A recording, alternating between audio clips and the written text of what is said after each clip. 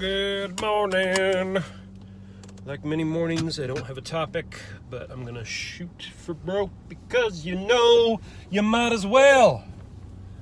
Alright, what are the things that are happening in my head right now? Well, I'm digging the progression that is occurring with, I guess we're calling it, the best working title I know of right now is the Psi Project, meaning the Greek letter Psi, PSI, which is the last letter before Omega.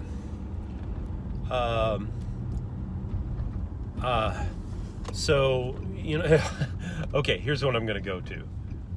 The fact that we can't seem to agree on terms. It's amazing to me how terms are so difficult to agree on. So the format I've been jumping to is to accumulate terms around a definition.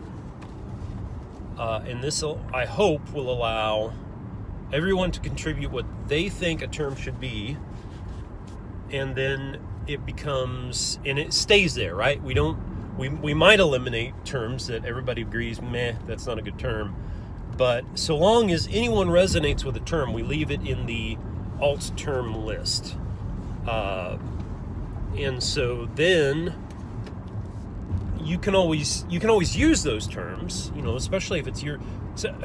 Sorry to keep interrupting myself, but this is the thing: it seems to me that a term is something that emerges from deep within someone's own psyche. It's like it's a reflection of something within them. Maybe it's just a reflection of their journey, and because it's their journey, there's just so much to it that that is resonant, right? Because they've mapped that territory very well with that term. And so, like with me, Reed, and James, we've all been walking our own path, and we've mapped that path with all its quirks and various materials that the path is made of, and the landscape, how the I gotta get gas, all those kind of things. We've gone through that process, and with those terms, so they're very private and personal. But now we're trying to combine our paths, and that's a difficult process. I wonder if I can wrap a rubber band around this mirror to keep it from falling down all the time. That's a good idea. Or tape the sucker. Use duct tape on there. Sorry. Okay, so let's see if I can go backwards to where I was now that I've said how personal terms are. I was referring to the way a project, how the project is going, how the terms. Term collection, alt term collection. So the ideal, although any of us could use a term, so long as we all agree on the definition, I think the ideal is that whatever term within the group, this common group that we are forging, the Psi Project, whatever term emerges, that's the term we'll use. I guess I never finished talking about why Psi. Omega came up, and I was like, well, but Omega's the end.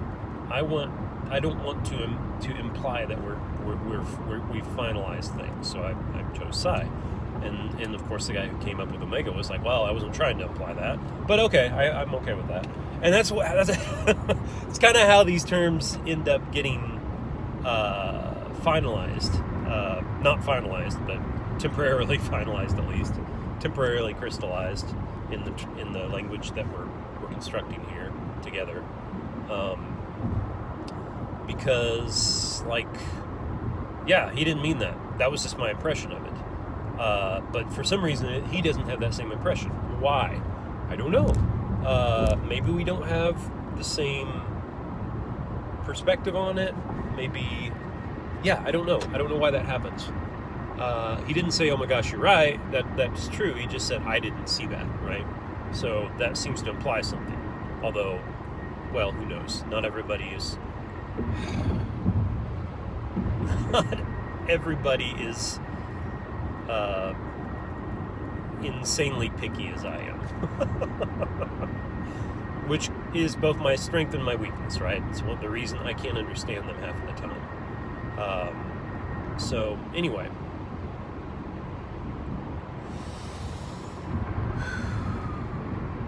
So the term list, I hope that's a good product within the overall system. We could also talk about analytical and analogical definitions. I don't know how this is going to work yet, because I don't know what an analogical definition looks like. I sense that it feels like a lot like, oh, this is interesting. So I'm sensing a divergence in the force. No, not in the force. In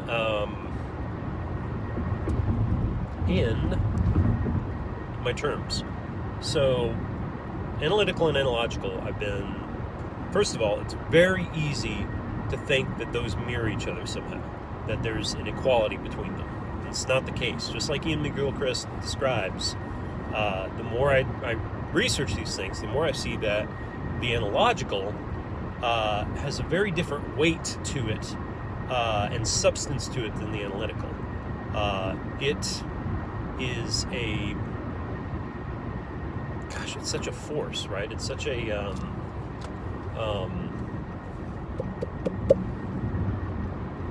it is such a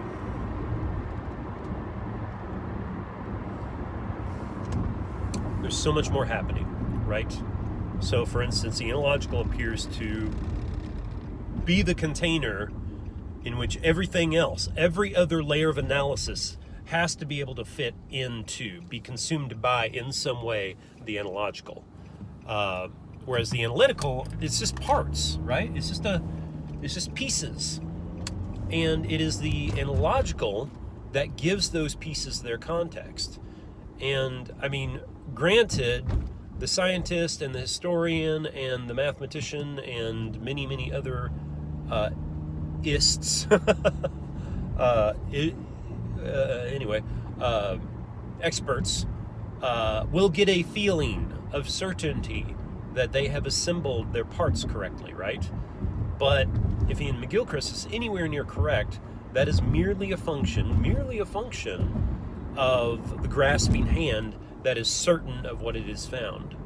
And I'm not saying they're all arrogant pricks. I'm trying not to say that. But I'm saying that I think is a common psychology. And I say that because we're not using in the context of a academic setting, we're not using a model of the analogical, so far as I can tell.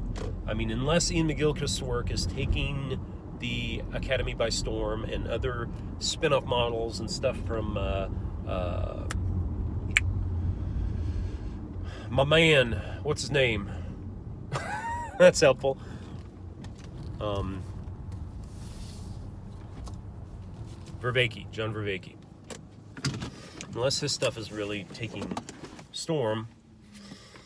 And I don't even know if Vervaeke really explores these notions very far. I don't feel like he does. Not as far as I would like him to. Because I think it's a big deal if you're trying to quantify things. Because to quantify the notion of to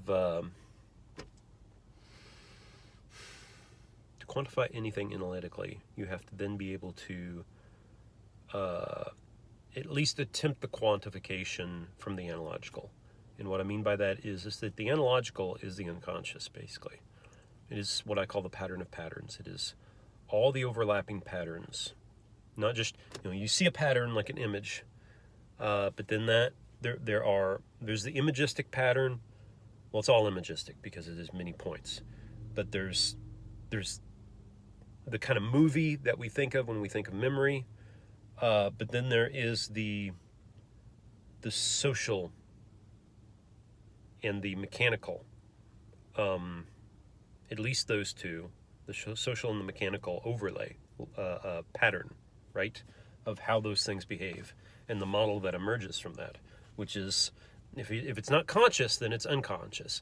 Conscious meaning propositional. That's the only real difference between the conscious and the unconscious. It's not the unconscious is inaccessible and this secret, strange thing.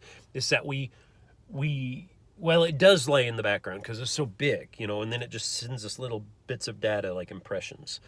And the analytical is propositional, and it's more than just propositional, but it's at least that. I probably need to get inside, but shoot, my brain. Bye.